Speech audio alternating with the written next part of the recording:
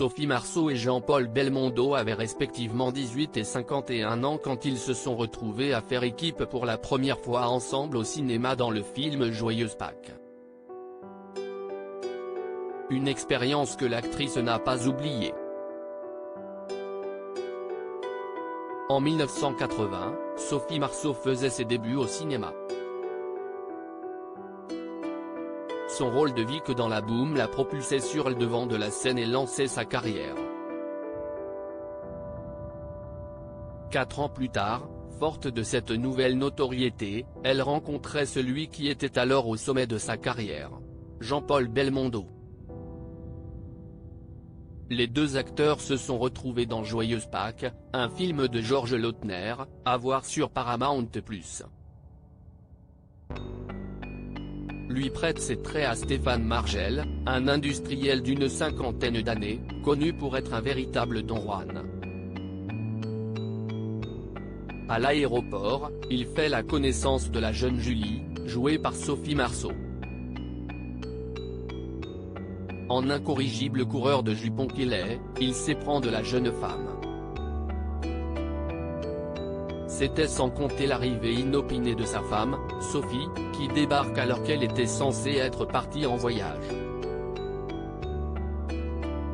Stéphane lui fait alors croire que Julie est sa fille, issue d'un précédent mariage.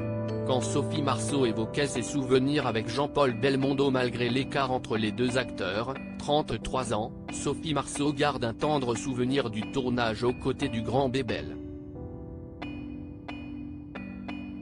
Jean-Paul, ce n'est que des anecdotes. Parce que si est un gros déconneur, avait confié l'actrice à Combini il y a quelques années. Il adore déconner, on faisait des concours de Malabar, celui qui ferait la plus grosse bulle.